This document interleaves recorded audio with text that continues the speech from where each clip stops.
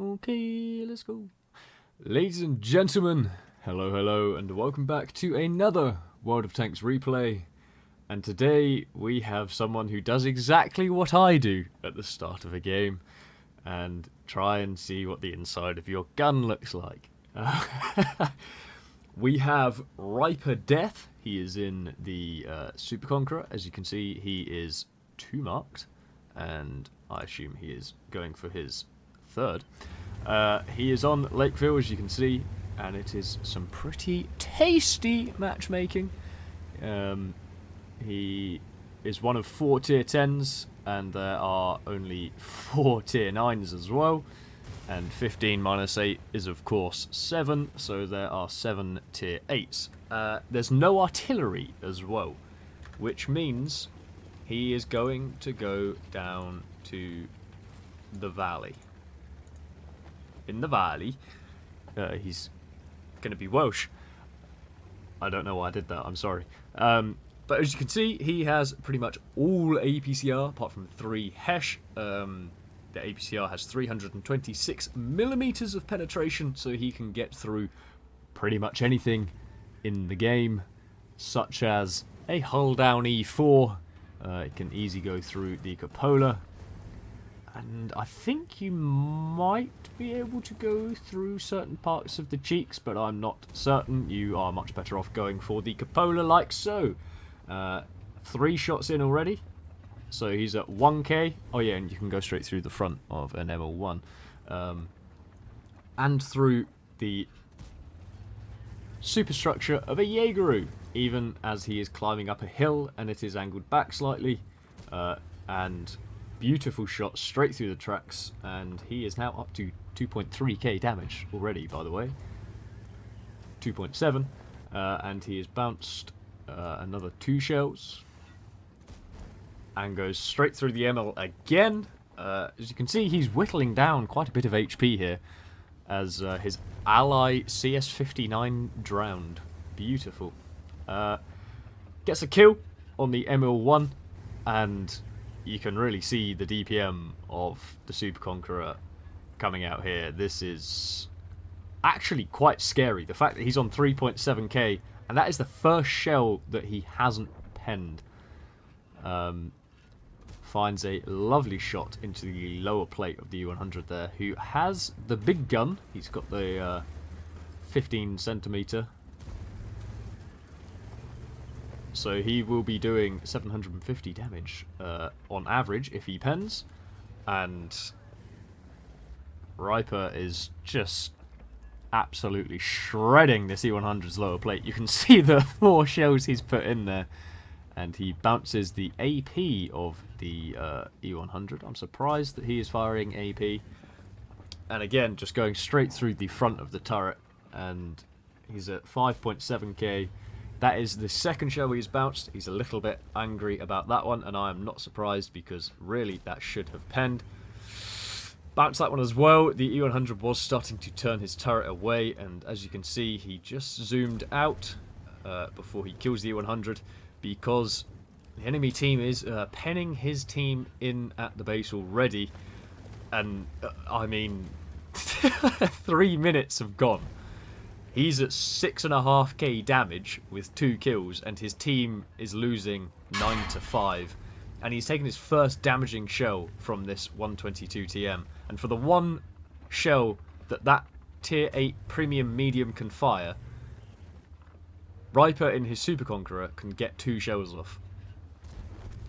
And he manages to kill the Skoda, I believe that was, the Skoda T56, before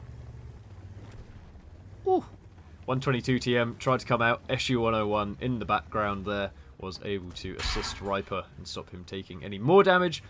Tanks a shot from the T10, which he dipped into the tracks, and Riper is trying to get rid of guns here and the possibility of being outmaneuvered, so he went for the T44, but the T44 is running away because he wants nothing to do with this. Riper sitting amongst the graveyard he has created at 9.5k damage, near enough, with 3 kills. The enemy team is capping the base, and he is absolutely shredding this T10, who also wants nothing to do with what is going on. He puts another shell into the track of Riper, but it is only delaying the inevitable, and that is certain death.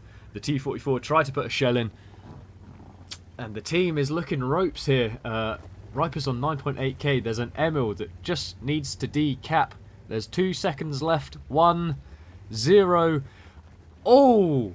The enemy team decided they didn't want to cap with about a second left. There's a TNH on full health. Riper put a shot into the tracks of the TNH, does damage to him, and gets some lovely assistance from the SU-101 before he dies. Riper is now going to overpoke to kill the Leo. He knew that the TNH wasn't going to fire and was backing up anyway. Very good to take him out of the game. And very unlucky to bounce the lower plate there. He's at 10.7k now with 6 kills, and there is still 2.9k HP left in this game. 2.5k. The Sanlak has just realised the fuck up of all fuck ups that his team has done. The K91 bounces the side. The TNH puts 1 in. And puts 2 in. Hits the ammo rack of Riper. Very unlucky that he just repaired. So he is now ammo racked. And waiting 75 seconds for his repair kit to come back. And he puts his last APCR shell into the TNH. He is now on Hesh only. Still reloading with the Senlak capping, and there is another tank capping. I assume it will be the S1 as Riper does a stonking 54 damage to the cupola there of the TNH. The TNH puts 1 in. Riper's still on 1k HP. He wants to go for the Senlak. He went for the T-44 and just straight missed him. He has 1 Hesh shell left. He's on 11.9k damage, and the ally ISU is finally coming back. He's still on full health, so this ISU could win this if he played it smart. And the enemy team has gone back to 1 capping, and the ISU manages to put the shell in on the TNH that was starting to poke Riper there. Riper, with his last Hesh shell, takes out the Senlak. There is now an S1 with a kill to his name and a T-44 on 109 HP. He ran from the valley to come and cap, and now he is running back away through to the middle. Riper saying, don't kill him. I think Riper wants to go for the ram here. He's on 12,260 damage. Ammo racked, but that doesn't matter because he has no shells anyway. He repairs his ammo rack for whatever reason, and he is now pinging the map because a shell came in onto him. The T-44 was smart enough to try and spot for the S1, and the S1 is being pinged as being over there, and I would say that is pretty much the right place. He might even be by the building, and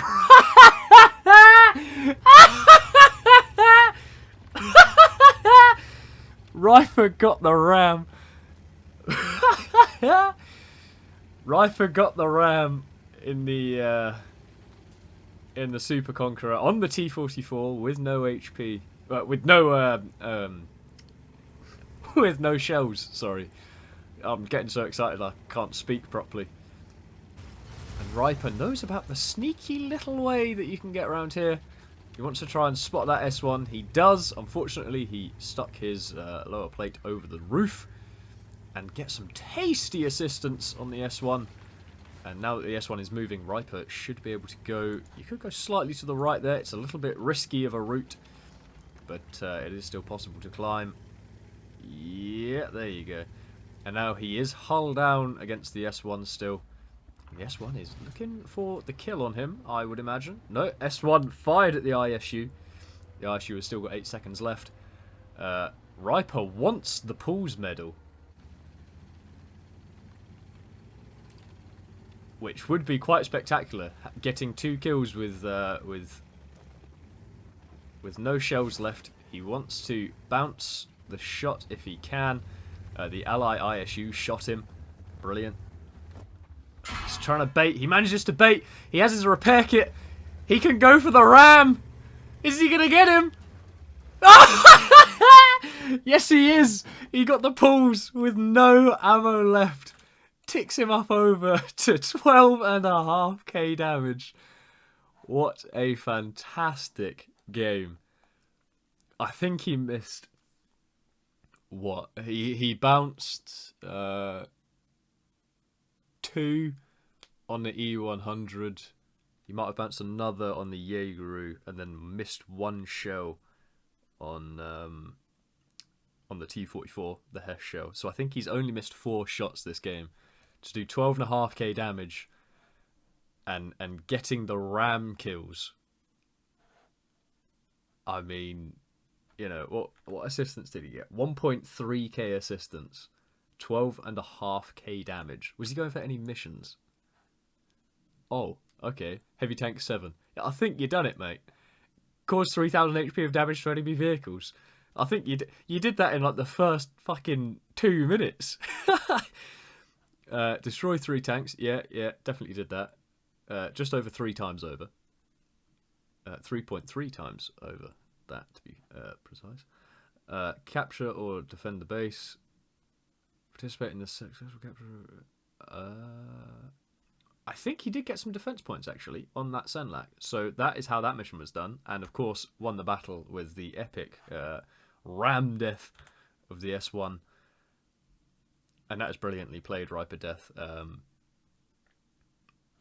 That could actually be one of the best games I've seen for quite a while.